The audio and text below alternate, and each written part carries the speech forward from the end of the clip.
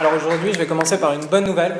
Le 20 janvier 2016, on a trouvé que le cerveau humain va finalement pouvoir stocker 10 fois plus de données. Et juste pour vous donner à peu près l'idée, aujourd'hui, le cerveau humain, avec cette information-là, c'est globalement être capable de stocker l'ensemble d'Internet. Bon, c'est une bonne chose quand même. Simplement, la conclusion de cet article, c'est de dire qu'ils vont potentiellement utiliser ça justement pour améliorer tout ce qui est algorithme de deep learning et de réseau de neurones. Donc finalement, on retombe très vite dans tout ce qui est science appliquée au big data. Et aujourd'hui, je vais essayer de vous expliquer un peu ce que c'est que le big data. Alors, rapidement, on va revoir une petite histoire du terme big data au cours des époques. Comment le définir?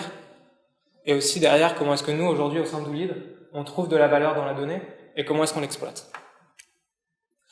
Alors, très rapidement, pour nous, aujourd'hui au sein de Doolid, la data c'est quoi? C'est un événement. Donc typiquement, quand un utilisateur clique sur une annonce et un contexte. Donc pourquoi est-ce qu'il a cliqué? Est-ce que c'est en fonction d'un mot-clé?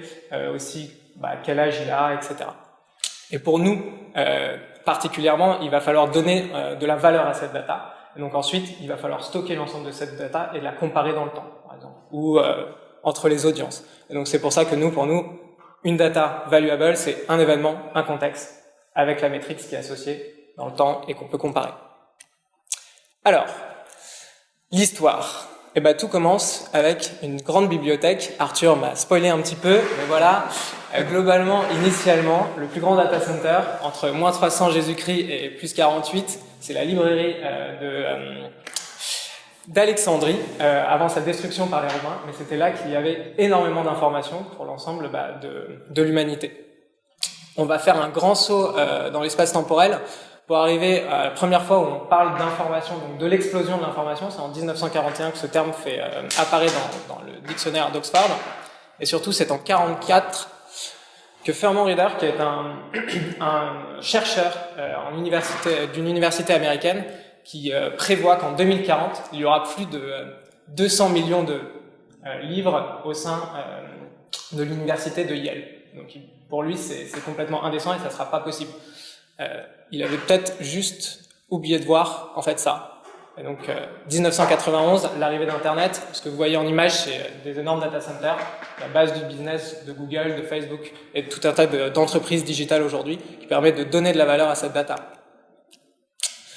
La première fois que le terme Big Data est annoncé, c'est dans un article de science-fiction par Eric Larson et qui commente globalement sur la capacité des données pour targeter des utilisateurs. Donc on est quand même assez actuel quand on regarde aujourd'hui ce qu'on est capable de faire sur Google Display, sur Google Shopping, sur Facebook Ads aussi, la capacité à aller venir targeter très, très précisément des audiences utilisateurs.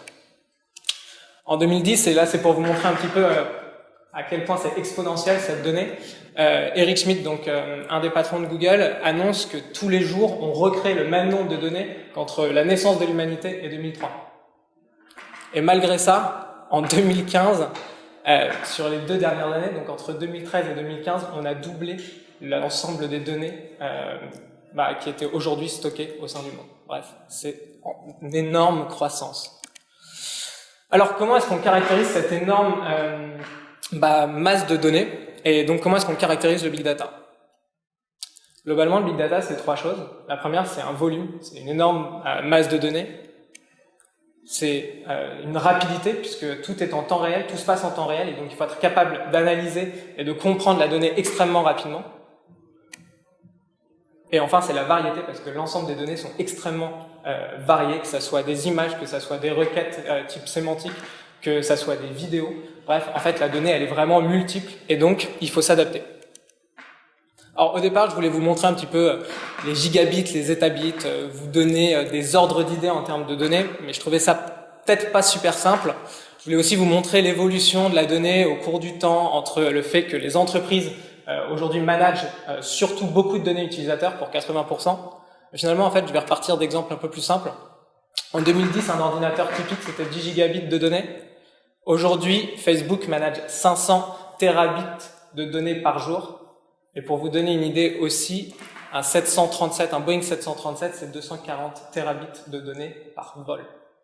Donc voilà, donc juste pour vous donner l'évolution de la donnée et toute cette donnée qui est stockée qu'on ne valorise pas forcément aujourd'hui. Alors, vélocité, voilà, ici vous avez l'exemple globalement de DoLead et de l'ensemble des actions qui sont passées en temps réel sur la plateforme. Donc Bid Update, c'est globalement des updates de notre bidder en permanence. Donc voilà, ça va relativement vite et encore on est un petit acteur de données comparé à du Google ou comparé à du Facebook. Alors cette donnée, on parlait tout à l'heure de la variété, elle existe aujourd'hui globalement dans le monde d'Internet de deux manières différentes. Donc la donnée structurée, globalement c'est la vieille donnée, c'est les données en base de données du type Excel, SQL, etc. Donc c'est des colonnes, elle est relativement peu facile à adapter au cours du temps et elle est assez ancrée. C'est la base des données aujourd'hui des entreprises. Ce qui est intéressant, c'est qu'il existe une nouvelle forme de données, c'est ce qu'on appelle la donnée non structurée. Là, on a un exemple un petit peu de l'information qui passe donc autour d'un update de bidder au sein de DoLead. Donc, on a l'information pertinente pour un humain qui est l'augmentation ou la baisse du bid, et ensuite on a tout un tas de métadata sur lesquels on va pouvoir travailler à terme, que ce soit le type de campagne, que ce soit de quel compte il s'agit, etc. Et on va pouvoir mettre tout ça en relation. L'avantage de la donnée non structurée, c'est déjà qu'elle peut être traitée en real time, et surtout, c'est que si on doit rajouter des champs au cours du temps, c'est possible sans modifier l'ensemble des tables, à la différence de la donnée structurée. Ce qui est aussi intéressant de noter, c'est que on a une croissance relativement linéaire de la donnée structurée, et en fait, l'ensemble de la croissance exponentielle du big data, elle est vraiment portée par la donnée non structurée. En fait, c'est vraiment cette donnée qu'il va falloir être capable de traiter maintenant. Alors, comment est-ce qu'on la traite, cette donnée? Et comment est-ce qu'on les met en relation? C'est un peu l'objet de cette partie. Donc, comme je vous disais, entre 2009 et 2020, on va avoir x44 sur la base de données mondiale. Globalement, aujourd'hui, 70% des données sont créées par les utilisateurs, que ce soit sur les réseaux sociaux, que ce soit sur les moteurs de recherche, etc. En revanche, 80% sont aujourd'hui stockés par vous. Donc, vous avez cette information, il va falloir la trouver, il va falloir l'exploiter. Donc, vous avez tout d'abord vos données internes, tout ce qui est CRM, et justement toutes ces données qui sont en général très bien structurées, qui sont mises à jour régulièrement par vos équipes, peut-être automatiquement aussi si vous avez mis en place des CRM. Et vous avez aussi tout un tas de données externes qui sont non structurées, qui proviennent donc justement des réseaux sociaux, de AdWords, de Google Analytics, et des données aussi externes qui peuvent être structurées ou non structurées. Je pense que les assurances se sentent un peu plus concernées, mais on pense justement à tout ce qui est open data, les données des gouvernements, etc. Et on va pouvoir recouper l'ensemble de cette donnée pour trouver de l'information, en fait, et venir valoriser l'ensemble de vos données centralisées au sein de vos entreprises. C'est typiquement l'objectif des DMP pour certains, etc. Alors pourquoi on fait tout ça? Globalement, c'est pour être en mesure de mieux cibler son utilisateur, de lui adresser le bon message au bon moment, pour être capable de savoir où est-ce qu'il va falloir mettre le budget marketing, pour savoir quel channel marketing fonctionne. Est-ce que c'est plutôt Google AdWords, est-ce que c'est plutôt le display ou autre? Et aussi pour savoir comment est-ce qu'on est en mesure de développer un nouveau produit, est-ce que le nouveau produit fonctionne, et pour ma part, en tant que product manager, c'est ce que je vais essayer de vous montrer avec un petit cas d'application chez DoLead. Alors, il y a une bonne nouvelle aussi, c'est que 64% des entreprises qui ont valorisé la donnée parmi les S&P 500, elles ont une augmentation de leur ROI et de leur performance par rapport aux autres. Alors, un petit exemple avec DoLead. Donc voilà, c'était juste pour parler du produit. Le but aujourd'hui au sein de DoLead, c'est construire un bon produit, un produit qui vous serve et qui soit efficace. Alors j'ai mis Sam Altman, pour ceux qui connaissent pas, c'est donc le fondateur de Y Combinator. Y Combinator, c'est un des plus grands incubateurs au monde, entre autres Airbnb est sorti de cet incubateur. Il était à 2Family il y a 3 semaines et c'était assez inspirant comme speech. Mais nous allons parler de données. Alors voici typiquement, globalement, nous un petit peu de notre structure de données. Ici, c'est les utilisateurs, c'est vous, c'est nos account managers qui font les actions au sein de notre plateforme. Ici, c'est un outil qu'on utilise en interne pour rebalancer cette donnée de manière uniforme sur l'ensemble de notre channel qui s'appelle Segment. Et ici, typiquement, c'est notre Google Analytics, c'est notre base de données CRM, et ici, c'est notre système de mail automatique. Comme ça, l'ensemble de ces outils a la même information structurée. Et ça va nous permettre de faire pas mal de choses. Alors, un petit exemple en GIF animé de notre outil. Là, ce que je vous montre, c'est la possibilité au sein de Woolite d'ajouter des mots-clés. Initialement, il était possible d'ajouter des mots-clés de manière unitaire. Et il semblait que ça fonctionnait pas mal. On pouvait ajouter donc des nouvelles intentions ou des nouvelles idées. Et on s'est dit, pourquoi ne pas être en mesure d'appliquer directement ces groupes de mots-clés, et non pas juste des mots-clés unitaires, mais de les pousser en groupe.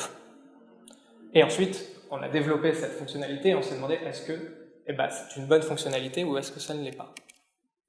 Alors voilà, là, ce qu'on voit sur cette courbe, globalement, c'est les opportunités de keywords à ajouter, donc les nouvelles intentions et les nouvelles idées, appliquées par nos utilisateurs. Donc, que ce soit vous, les account managers.